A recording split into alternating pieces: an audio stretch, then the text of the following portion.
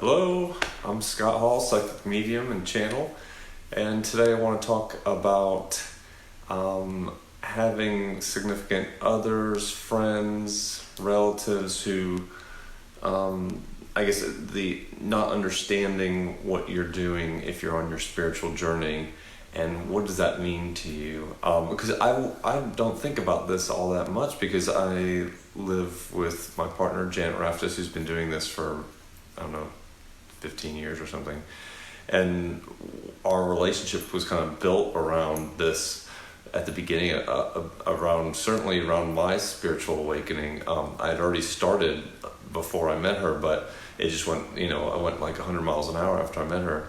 So I kind of observed what others were thinking a little bit, or what others were perceiving a little bit, like my family and stuff.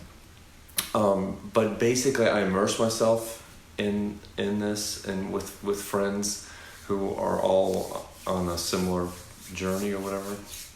And so I didn't think about this too much till I just the other day met up with an old college buddy of mine, and we get along so well. We got along, I hadn't seen him for 35 years, and we got along just like we had when we were 17, 18. And that was awesome. But I couldn't really say what I was doing. I guess I could describe what I was doing, what I am doing. And I did a little bit, but I could tell it was not something he normally thinks about. So it was like this big, even though we were hanging out again and it was just like old times, there was this big divide or gulf of difference between my understanding what I'm doing and his not understanding, not because he didn't understand, it's just he never thought about it before. So it was kind of remarkable to me. It just kind of opened my eyes, like, wow, that's really cool. But I was totally okay with him. If he wanted to ask questions, then I let him just ask questions if he wanted to. He didn't really ask that much about it, so I figured he's not really that interested. And I had to be okay with that, which was harder for me being a talkative type person. But I had to just be okay with that. And afterwards I thought about it, like, God, what does someone like him see in me? Like if they saw me doing all the stuff I do, especially like channeling Abe, would they just think I was a freak or whatever? And the answer is probably not. Probably that they're, he's okay. Maybe it's just not this cup of tea or whatever. And that's totally okay. It has to be okay with me. Like how do I view myself?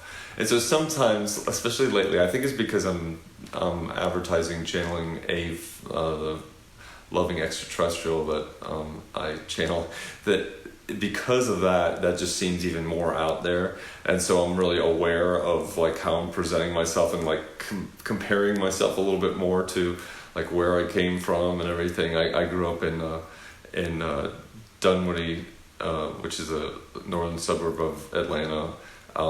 Moved there when I was 7 from New York, so everything was pretty conservative, and so I kind of think like, what would people from there think? Or I entertain myself and sometimes think, God, I'm just crazy. Am I not crazy?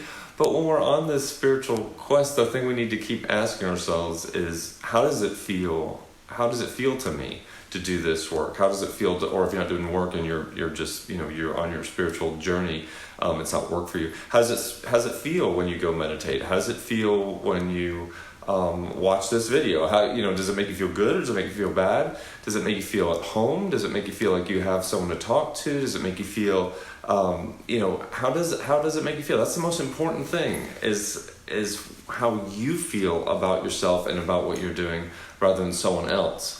But I'm just here to really just admit that it is just kind of crazy thinking about like what someone would think of me when they pull up YouTube and see me channeling Abe or see that I'm advertising for channeling an extraterrestrial. Janet says, checking in with how I feel about everything is the best form of self-care that I practice. Yeah, that's true. We always do that with each other too. It's the most important thing is just how you feel about yourself and what you're doing. So I think like even, my close relatives probably, don't know much about what I do with channeling Ave. But they're not concerned, probably. I say probably because I don't talk to me about it, but I don't think they are, because what I'm talking about is love, and it's very light and even humorous. So that seems right, and they're probably measuring about how they see I'm feeling at the time. So if you're feeling good, you're projecting that to other people. So even if they're indifferent to it, or it's just not their thing, they see that you're happy, and that's the most important thing, right? So and then sometimes I just realize too is that just people are on different paths, and that's totally okay. It doesn't really matter that they're on a different path, and maybe someone's path is never to look into this stuff. That's their path on this journey on earth, this particular life, is that they're not going to look into this. But doesn't mean they're not going to do great good, and doesn't mean they're not a great person either. So I've just been thinking about that a lot lately, and wanted to share that. I don't really have much else today to talk about. It's a short one, I guess. But anyway, I want y'all to have a great day, and remember, what you think about all this is more important. What your spiritual path and how you feel about it is the most important thing.